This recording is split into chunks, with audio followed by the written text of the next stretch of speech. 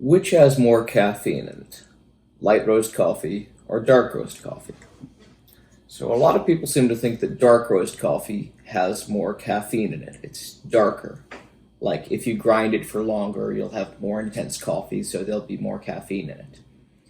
Then there are people who come with the opposing theories who say that light roast is actually more caffeinated and that by roasting the coffee more and more, you burn up the caffeine or something in the process. So therefore, light roast is actually stronger in coffee. If you look around on the internet and actually research a bit, there are a number of explanations that both of these are wrong. I recall finding an explanation by Caffeine Man, who actually explains that the total amount of caffeine in the beans remains relatively constant throughout the roasting process, and that the notion that light or dark roast coffee is more caffeinated is a bit of an optical illusion based off of the way that the beans change when you roast them. So basically, when you roast beans, you are drying them out. So they distend a little bit, they expand, and they also become drier. So the result of this is that the water weight in the beans gets less and less, so the beans become less dense. So what this means is if you are measuring per volume, that the amount of caffeine that you're getting is actually going to be less for simple virtue of the fact that for a given volume of coffee beans or a volume of coffee grinds, there's actually less coffee there because the stuff is less dense, it's expanded out. So you have kind of lighter, fluffier coffee. So the same volume of coffee beans is going to have less caffeine in it because it has less actual substance in there, less mass. On the other hand, if you brew by mass, which most of us do, then what happens is you actually wind up getting more caffeine per amount of coffee, per gram of coffee basically, because the beans have become lighter and drier, so you need more beans to create the same amount of mass of coffee.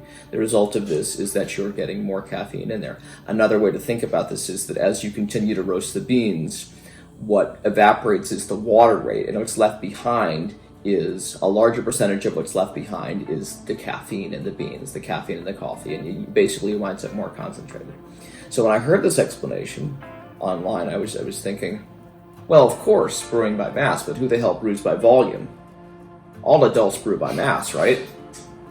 And then I realized, no, a lot of us do brew by volume. So maybe you got yourself a mocha pot. I bet you don't measure out the weight. I bet you fill the chamber up. Same thing if you're brewing espresso. Probably you're brewing more by volume than you are by weight. So that's the theory anyway, is that it has to do with the density of these beans as you roast them, and they get lighter, less mass as the water weight evaporates, and they expand a little bit. Of course, you know me. I'm not willing to just pass off somebody else's theory, so I found some papers to back this up. I'm going to talk you through what those papers conclude, because even if this is true, that beans become lighter and less dense as they roast, we don't have any guarantee that this is a substantial enough effect to where you can actually notice anything. So, roll tape.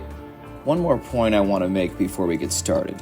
Some claim that a darker roast makes a stronger coffee, but darker roast just extracts faster, and any barista worth his weight in grinds should offset this with a lower temperature and shorter brewing time to keep total extraction constant anyway. In researching this video, I came across two papers that specifically address how degree of roasting affects caffeine and bean density. A 2011 paper by Hechimovich et al., published in Food Chemistry, and a 2012 paper by Bicho et al. In Ciencia y Tecnología de Alimentos, which I think is health technology science. Along the way, I also consulted some related papers and found some sloppy citations, but I did get answers. Hechimovich's paper studied not just the effect of roasting on caffeine content of coffee, but also on the prevalence of an antioxidant class of chemicals that coffee also contains, known as polyphenols. These polyphenols are recognized as antioxidants, preventing chain oxidation reactions in cellular components, resulting in anti-cancer, anti-inflammation, and cardioprotective effects. So in addition to the deuterpenes that coffee has that have been shown to be helpful in preventing cancer, bone disease, diabetes, and inflammation, these polyphenols can also help keep you healthy and further justify your steadfast addiction to your cup of Joe in the morning. Hechemovic's team extracted the caffeine content of different coffee beans by various methods, and the results are shown in a table. The numbers shown seem to indicate that there is not a particular relationship between the degree of roasting and caffeine content within a caffeine extraction method, though curiously, the amount of caffeine found varied by more than a factor of 10 depending on which method they used to measure. HPLC tended to have slightly more caffeine for light roasted, while chloroform extraction had the opposite. And a footnote also says the differences by roasting degree were not significant. And yet, this paper states that they found that roasting reduces a bean's caffeine content, in agreement with a 2010 paper by Wanyika et al., who established the same thing. So first off, this claim seems contradicted by the results in the table I just read you. And second, as I looked into it, the Wanyika paper they are referencing here did not actually show this. What the Wanyika paper does do is measure the caffeine content of various tea and instant coffee brands found in Kenya. The idea about darker roasted coffee having less caffeine is only mentioned in passing in their introduction section, with the reference they cite being two bare URL links, one of which is a dead link under the domain name of a random coffee roasting shop in San Francisco, and the other a link to a coffee blog I've never heard of. These are the kind of citations I tried to get away with in college before my English professor told me you can't just Google for a fact you want supported and link to the first site you find.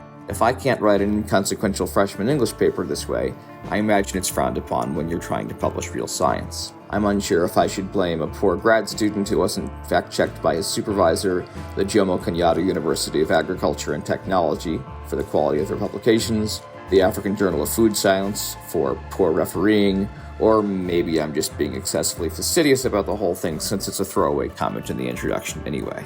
At any rate, despite a questionable lineage, the fact turned out to be true because the coffee blog cited was far more rigorous than this published academic paper and included its citation to a 1989 paper by Trugo and McRae, in which they used the same technique to show that even under severe roasting, only 5% of the caffeine degraded. So what am I to make of Hechemovic's sloppily sourced claim that roasting reduces caffeine and that their findings are in line with this when they aren't? Well, if you look into the measurements, these are percentages of caffeine by mass, which brings me to the 2012 paper by Gitu et al., which measured the mass and volume changes of beans by roasting. Perhaps percentage caffeine staying approximately constant while roasting actually is a slight decrease because the beans are losing water weight while they roast, i.e. as they dry out, a larger and larger fraction of the remaining mass should be caffeine anyway. The original intention of the Gitu paper was to determine how reliable certain color parameters of beans were in measuring bean quality. They helpfully made measurements of mass, volume, density, and moisture content along the way. They find that mass decreases by 10% for light roast and up to 20% as the beans roast darker, and the moisture content went from 9% of total mass to 3% to 1% respectively. So I suppose this should free up another 2% of the bean's mass for everything else, including caffeine, to occupy. So all in all, I'm willing to judge this as a wash, that caffeine content has changed very little by how dark you roast it, though it decreases slightly. So if you brew by mass, your caffeine content seems to change very little, but what about brewing by volume? The Gitu paper states that bean volume increases by 40% up to 70% as you roast darker, and the density decreases to about 2/3 for light roasts down to about half for dark roasts as the beans swell and dry out. So roasting dark might mean your beans are about 25% less dense than roasting light, and with 25% less mass in the same volume, you'll get 25% weaker coffee, and therefore 25% less caffeine. So with a deep dive into the literature, I can officially state that if you're brewing by weight, how dark your beans roast will not significantly affect your caffeine content, because caffeine is generally robust against the roasting process.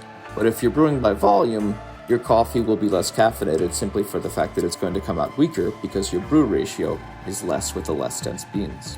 As for those beneficial antioxidant polyphenols, the paper finds similar and inconclusive evidence about roasting having any effect on them, but then mysteriously claims that you should avoid dark roasting if you want to preserve them. Addendum. As always, whenever I feature a paper outside of my expertise, I have it fact-checked by people who actually specialize in the field so that I don't say anything completely stupid. In this case, I had two PhD chemists, Dr. Daniel Rothenberg and someone who I'll credit as Dr. E, look over the results. Both were experienced in HPLC measurements, Both raise questions about seeing the author's calibration curves and limits of quantifications to ensure that the technique has sufficient sensitivity to measure the quantities given, though given the consistency between the HPLC method and the others demonstrated in the Hechemovic paper, Dr. Rothenberg was prepared to give the results a pass. Dr. E, meanwhile, wanted to see a lot more in the way of Hechemovic's methodological details before trusting the results. So thank you so much to both of my fact-checkers. As always, a good test of whether to trust a scientific claim is whether the limits of the results are acknowledged. So thanks for watching, and again, remember to stay coffee snobby.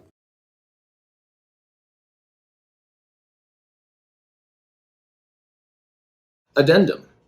In the time since I created this video, I have gotten a reply from Professor Combs, or Comez, or I don't know. It's a Croatian name. I apologize if I'm not pronouncing it correctly.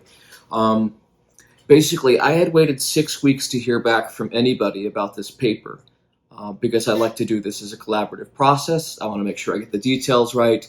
I don't want to pay any kind of disrespect to the process or the professionals who make this their living, who are very skilled and hardworking at what they do.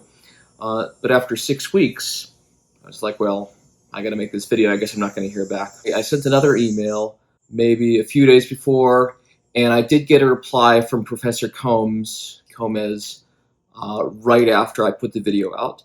So I sent it the video, and I said, hey, let me know what you think. I'll make any changes that you feel, are inaccurate or don't represent you, whatever.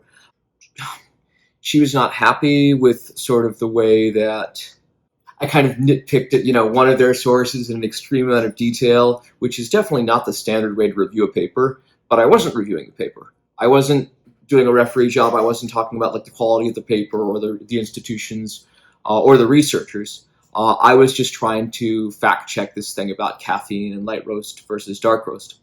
So this would be a really weird way to referee a paper or to judge a paper, just to drill into one source out of the 60 in the whole paper and to completely ignore the 5 or 6 pages of content that's in there that probably took them 6 months worth of research to do.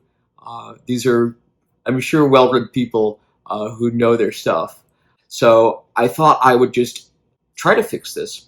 So I went back and forth with Professor Combs a couple times through email. I got a couple replies, but I offered to kind of do a iterative building process where we could agree on phrasing things together, and eventually she stopped replying to me.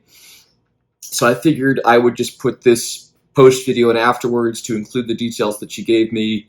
I don't know, that feels relatively fair to the process.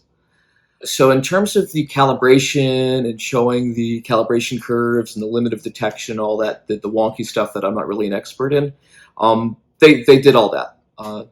There was one curve that was shown in the supplemental paper if you go down and fish through it.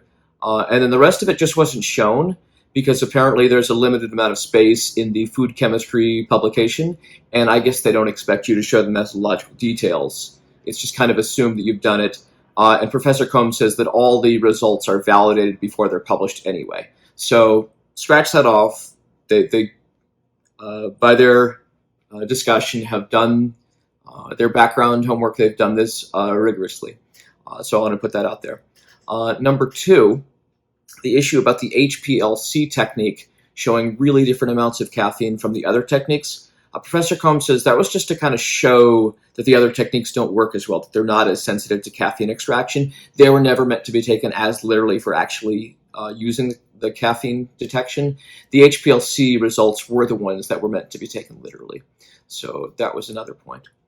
And then the last point in terms of me drilling down to this one source and the source of the source of this one thing.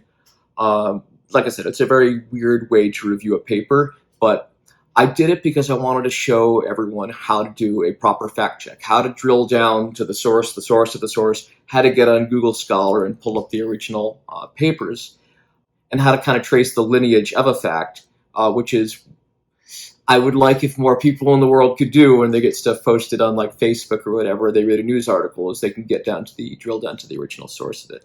So mostly I was doing it for that purpose because I wanted to fact check this question of whether or not the roast level affects the amount of caffeine in it. On the issue of actually using the Wanyika paper as a source, Professor Combs says, look, this was a decade ago. there weren't that many sources around to compare to, and this is true. I checked it out myself. I mean, her group's paper is the only paper I've been able to find on the internet that even addresses this question. So there's not a lot of other sources to pull up and cite.